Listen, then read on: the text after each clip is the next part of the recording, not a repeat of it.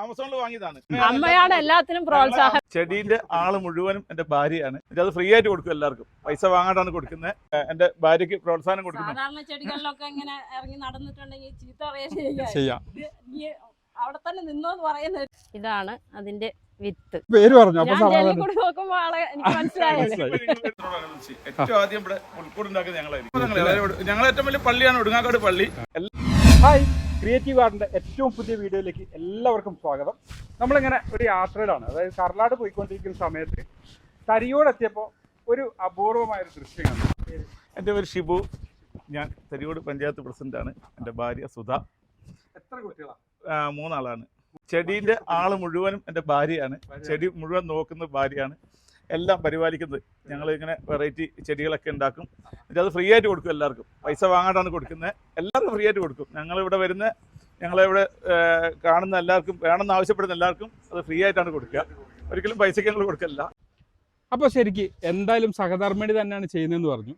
പഞ്ചായത്ത് പ്രസിഡന്റാന്ന് പറഞ്ഞു. പഞ്ചായത്ത് പ്രസിഡന്റ് അപ്പോൾ ജനസേവനം ചെയ്യുന്ന ഒരാളാന്നുള്ള നിലയ്ക്ക് ഭാര്യ അതേപോലെ തന്നെ ആൾക്കാർക്ക് ചെടി ഇങ്ങനെ കൊടുക്കാൻ തോന്നുന്നു അല്ലേ? ആര് ചോദിച്ചാലും നമ്മള് വിത്ത് കൊടുക്കുന്നുണ്ട്. കാശിനൊന്നും അല്ലല്ലോ. അല്ല, പക്ഷെ അങ്ങനെ പറയണ്ട. വീഡിയോയിൽ അങ്ങനെ പറഞ്ഞാൽ നിങ്ങൾ കുടുങ്ങും. കാരണം ആള് ഇതേപോലെ പ്ലാന്റ് കണ്ട ആൾക്കാർ വണ്ടിയും വിളിച്ചു വരും ഇങ്ങോട്ട്. അല്ല, അത് കുഴപ്പമില്ല. വണ്ടി നിർത്തിയിട്ട് എല്ലാവരും ചോദിക്കും, നമ്മൾ കൊടുക്കാറുണ്ട്. എങ്ങനെയാണ് ഇതിലേക്ക് നമുക്ക് വരാം? എങ്ങനെയാണ് ഈ പ്ലാന്റ്, ഇത് എവിടുന്ന് എങ്ങനെ വെക്കും? ഞാൻ കുറെ പ്ലാന്റുകൾ കണ്ടിട്ടുണ്ട്, വീഡിയോ എടുത്തിട്ടുണ്ട്. എങ്കിലും ഞാൻ ആദ്യമായിട്ടാണ് ഇങ്ങനെ ഒരു പ്ലാന്റ് കാണുന്നത്.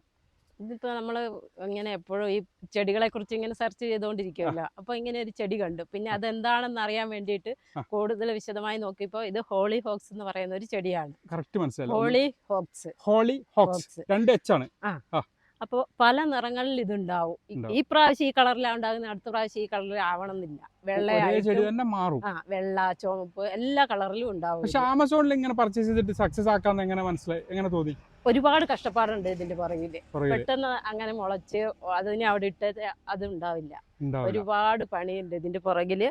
അതുപോലെ നോക്കിയാൽ മാത്രമേ ഇതുപോലെ ഉണ്ടാവുള്ളൂ. അപ്പൊ പലരും ആമസോണിൽ നിന്നൊക്കെ ഇതുപോലെ സീഡ് വാങ്ങിച്ചിട്ട് സക്സസ് ആവില്ല എന്ന് പറയുന്നത് വെറുതെ ആണല്ലേ? ഒരു പരിധി വരെ വെറുതെയാണ്. ഇതിന് പുറകിൽ കഷ്ടപ്പാട് ഒരുപാടുണ്ട്. എന്താണ് അതിന് ചെയ്യേണ്ടത്? ചെറുതായിട്ട് പെട്ടെന്നൊന്ന് പറഞ്ഞ് മനസ്സിലാക്കി തരുമോ? ഇതിന് നമ്മള് അതിന്റെ ഇടയ്ക്ക് ഒരു ചെറിയ കാര്യമുണ്ട്. ഓടിക്കേറി വന്നപ്പോ പെട്ടെന്ന് എന്റെ പേര് ചോദിച്ചു. അതെങ്ങനെ മനസ്സിലായി? അതെ, ഈ ചെടികളെ കുറിച്ചുള്ള ഇഷ്ടം കൊണ്ട് നമ്മൾ ഇതെല്ലാം സെർച്ച് ചെയ്ത് നോക്കുമല്ലോ. അപ്പൊ ചാനൽ കാണാറുള്ള ഒരാളാണ്. വയനാട്ടിലെ ഫുൾ അല്ല, ഞാൻ മടിച്ച സത്യം പറഞ്ഞ കയറിയത്. കാരണം ഞാൻ വണ്ടി മുന്നോട്ട് വെച്ചു. പോയി കഴിഞ്ഞപ്പോ തോന്നി പെട്ടെന്ന് ഇത് കാണാത്തൊരു പ്ലാന്റ് ആണല്ലോ എന്ന് വണ്ടി തിരിച്ചു വെച്ചു. നേരെ കയറി വന്ന് ചോദിച്ചപ്പോ വേഗം പേര് പറഞ്ഞു. അപ്പൊ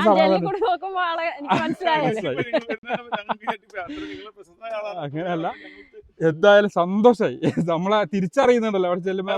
പലപ്പോഴും വീഡിയോ ചെയ്യാൻ ചോദിക്കുമ്പോഴേ ഒരു നമുക്ക് പേടിയാ. ചിലപ്പോ ഒരു പരിചയമില്ലാത്ത വീട്ടിൽ ചെന്നിട്ട് ഒരു വീഡിയോ എടുത്തോട്ടെ, ഫോട്ടോ എടുക്കും. ഇന്നത്തെ കാലഘട്ടമാണല്ലോ. അപ്പൊ ആൾക്കാർക്ക് ഒരു വിഷമം ഉണ്ടാവും. ഇന്ന ആളല്ലേ എന്ന് ചോദിച്ചു. ശരി, പേര് കറക്റ്റ് പേരും വിളിച്ചു. അത് ഭയങ്കര അതിശയം. എന്തായാലും അപ്പൊ ഇതിനെ കുറിച്ച് പെട്ടെന്നൊന്ന് പറഞ്ഞുതരോ? ഇത് നമ്മള് പാകി മുളപ്പിച്ചിട്ട് തൈ പറിച്ചു വെക്കുവാണ് ചെയ്യുന്നത്. ഈ സീഡ് നമ്മളൊക്കെ കിട്ടിയാലും വാങ്ങിച്ചാലും പാകി മുളപ്പിക്കും. എന്തിനാ പാകി മുളപ്പിക്കുന്നത്? ട്രേയിൽ മുളപ്പിക്കാൻ, ചെറിയ ചട്ടികളിലും മുളപ്പിക്കാം. അതിലിട്ട് ചകിരിച്ചോറിലോട്ട് മുളപ്പിച്ചതിന് ശേഷം ഇത് പറിച്ചു നടും. ചാണകവെള്ളമാണ് ഏറ്റവും കൂടുതൽ ഒഴിക്കും. വളം ചാണകവെള്ളമാണ് ശരിക്കും കൊടുക്കേണ്ടത് അല്ലേ? ഇംഗ്ലീഷ് വളമൊന്നും ഉപയോഗിക്കില്ല.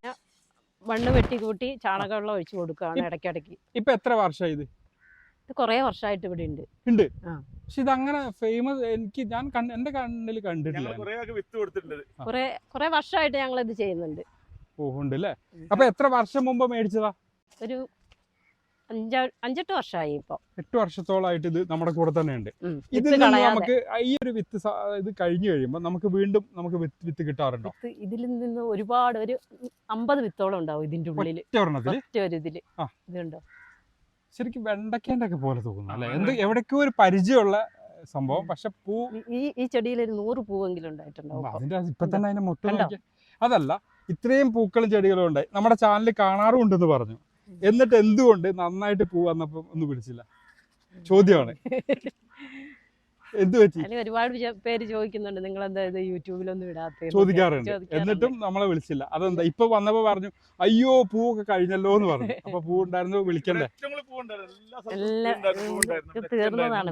പൂ ഉണ്ടായിരുന്നു. ഇവിടെ മുഴുവൻ ചെടിയായിരുന്നു. ഇപ്പൊ ഞങ്ങൾ ഈ ഭയങ്കര കഠിനമായ വെയിലൊക്കെ ആയപ്പോ കുറച്ചു. അതേപോലെ നല്ല ഒരു റിങ് വെച്ചിട്ടൊരു താമരക്കുളം ഉണ്ടല്ലോ. ശരിക്കും ഇപ്പൊ പൂവില്ലല്ലോ. ശരിക്കും ഇത് എങ്ങനെയാ?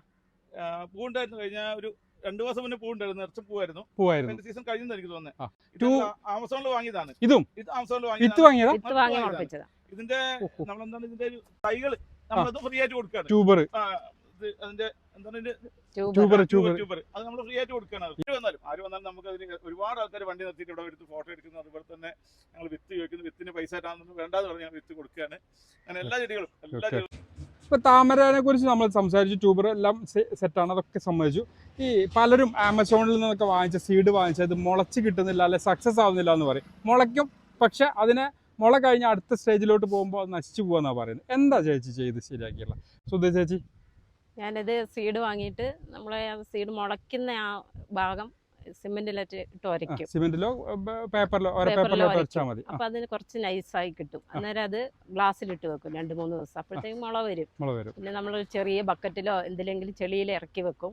കുറെ നാൾ കഴിയുമ്പോൾ കുറച്ച് ഇല വന്ന് കഴിയുമ്പോഴത്തേക്ക് ടാങ്കിലാക്കിയതാണ്. അപ്പൊ വലിയ എത്ര വിത്ത് മേടിച്ചിരുന്നു? ഒരു 5-6 വിത്ത് ഉണ്ടായിരുന്നു. എത്രണ്ണം മുളച്ചു? 5 എണ്ണം മുളച്ചു. ഒരെണ്ണേ മിസ്സായുള്ളൂ. അപ്പൊ ആ 5 എണ്ണം തൈയായിട്ട് നമുക്ക് കിട്ടി. ആ എല്ലാം കൂടെ ഒരുമിച്ച് ഇതിനകത്ത് തന്നെ വെച്ചു. വെച്ചു. ഓഹോ. ഇതില് ട്യൂബേഴ്സ് ഇപ്പൊ എടുക്കാറുണ്ടോ? കളറാണോ എല്ലാം? എല്ലാം പിങ്ക് കളോടാ. നമ്മൾ വിരിയിപ്പിച്ചു കൊടുക്കണോ? വിരിയിപ്പിക്കൊന്നും വേണ്ട, തനിയെ ഓട്ടോമാറ്റിക് വിരിയുന്നുണ്ട്. ഓഹോ. അതെന്തായാലും 2 സംഭവങ്ങളും ഓൺലൈനിൽ തന്നെ മേടിച്ച് സക്സസ് ആക്കി. ഇപ്പൊ സാധാരണ എല്ലാവരും ചെടീന്റെ തയ്യോ അല്ലെങ്കിൽ അതിനോടനുബന്ധിച്ചുള്ള കാര്യങ്ങളോ മേടിച്ച് കൊണ്ടുവന്ന് സെറ്റാക്കാൻ ആർക്കും കഴിയും. പക്ഷെ ഇതുപോലെ വിത്ത് മേടിച്ചിട്ട് സെറ്റാക്കിയ ഒരാളെ ഞാൻ എൻ്റെ ചാനലിൽ ആദ്യമായിട്ടാണ് പരിചയപ്പെടുത്തുന്നത്. എന്തായാലും ഒരുപാട് സന്തോഷമുണ്ട്. ഇതാണ് അതിന്റെ വിത്ത്. ഇതാ. ഇതൊരു പ്രത്യേക വിത്തും അല്ലേ? പറന്നിട്ട്. അയ്യോടാ, ഇങ്ങനത്തെ ഒരു വിത്ത് ഞാൻ ഇതുവരെ കണ്ടിട്ടില്ല. എന്തായാലും കൊള്ളാം. ഇത് ഇങ്ങനെ എടുത്തിട്ട് ഇതിപ്പോ വിത്ത് ഒരാൾക്ക് കിട്ടി, ഇതിങ്ങനെ എടുക്കുക. ഇത് നമ്മൾ ഓരോന്ന് എടുത്തിട്ട് ചകിരിച്ചോറില് ട്രേയില് മുളപ്പിക്കുക. അല്ലെങ്കിൽ ചട്ടിയിലിട്ടാലും റേറ്റ് എങ്ങനെയാ? ഒരു 3-4 ദിവസത്തിനുള്ളിൽ ഇത് മുളയ്ക്കും. അല്ല, മുളയ്ക്കുന്ന ശതമാനം ഇപ്പൊ 10 വിത്തിട്ടാ 10 മുളച്ച് കിട്ടുമോ? ഇത് നമുക്ക് നോക്കിയാൽ അറിയാം. ഈ വിത്തിന്റെ കട്ടിയും ഇത് നോക്കിയാൽ അറിയാം മുളയ്ക്കുന്നത്. ഇത് കണ്ടോ, ഇത് മുളയ്ക്കൂല. ഇത് ഒഴിവാ. അതായത് നമ്മുടെ നെല്ലിന്റെ ഒക്കെ പതിര് നോക്കുന്നല്ലേ നമുക്ക് മനസ്സിലാവും. നമുക്ക് എപ്പോഴും നടന്നതുകൊണ്ട് നമുക്കത് അറിയാം ഇത് മുളയ്ക്കും എന്നുള്ളത് കൃത്യമായിട്ട് അറിയുന്നതുകൊണ്ട്. സെക്കൻഡ് സ്റ്റേജ്, രണ്ടാമത്തെ മുളച്ച് വന്നു കഴിഞ്ഞിട്ടുണ്ടെങ്കിൽ നമ്മൾ കുറച്ച് വലുപ്പമാകുന്ന വരെ അതിൽ തന്നെ നിൽക്കണം. എത്ര ഇഞ്ച് വരെ? ഒരു 3 ഇഞ്ചൊക്കെ വരെ, 3-4 ഇല വരുന്നത് വരെ. അത് കഴിഞ്ഞ് നമുക്ക് മണ്ണിലേക്ക് എടുത്ത് നടാം. മഴ കിട്ടുന്ന ആ സമയമാകുമ്പോൾ പെട്ടെന്ന് പൊന്തി വന്നു. ഇത് ഒരു വർഷം മാത്രമേ ഒരു പ്ലാന്റ് നിൽക്കുള്ളൂ? 6 മാസം കൊണ്ട് പൂ വിരിഞ്ഞ് തീരും. അതല്ല, അതോടുകൂടി ആ ചെടി പോകും. പിന്നെ നമ്മൾ അടുത്ത വീണ്ടും, അതായത് 6 മാസം വരെയാണ് ഈ ചെടീന്റെ ഒരു ലൈഫ് സ്പാൻ എന്ന് പറയുന്നത്, ആയുസ് അല്ലേ? അപ്പൊ അത് പലർക്കും പറ്റുന്ന വാങ്ങിച്ച് സക്സസ് ആയാലും പിന്നീട് അവർ നോക്കാതെ പോകുന്നത്, സൂക്ഷിക്കാതെ അത് പോകും. അപ്പൊ നമ്മൾ ആ കറക്റ്റ് സമയത്ത് വിത്ത് എടുത്ത് ശേഖരിച്ച് വെച്ചിട്ട്, മാത്രമല്ല കളർ ചേഞ്ച് ആവാൻ സാധ്യതയുണ്ട്. ഇന്നിപ്പോ റോസിന്റെ വിത്താ നമ്മൾ നട്ടെങ്കിൽ നാളെ മുള ഉണ്ടായി വരുമ്പോ ചിലപ്പോ വെള്ളയായി പോകും. എത്ര കളർ വരെ വിരിഞ്ഞിട്ടുണ്ട്? ഇതിനകത്തൊരു 3-4 കളർ വിരിഞ്ഞിട്ടുണ്ട്. റോസ്, പിന്നെ വെള്ള, കടും റോസ്. അപ്പൊ അങ്ങനെ ചുമപ്പ് വിരിഞ്ഞിട്ടുണ്ട്. സ്മെല്ലുണ്ടോ? സ്മെല്ലില്ല. ശരിക്കും വെണ്ടയ്ക്കേന്റെ ഒക്കെ ഒരു പോലെ എനിക്ക് തൈകളൊക്കെ കാണുമ്പോൾ തോന്നുന്നേ. എന്തായാലും ഭയങ്കര സന്തോഷമായി. ഇങ്ങനെ ഓടി വന്നപ്പോഴത്തേനും തിരിച്ചറിഞ്ഞതിൽ അതിലേറെ സന്തോഷമുണ്ട്. അപ്പോൾ എന്തായാലും നമുക്ക് ഇത്രയും കാര്യങ്ങൾ പറഞ്ഞു തന്ന, അതായത് വിത്ത് മേടിച്ചാലും നമുക്ക് സക്സസ് ആക്കി എടുക്കാൻ കഴിയുമെന്ന് നമ്മളെ പഠിപ്പിച്ചു തന്ന, പ്രോത്സാഹിപ്പിക്കുന്ന ഇങ്ങനെയുള്ള ചാനലുകാരാണ്.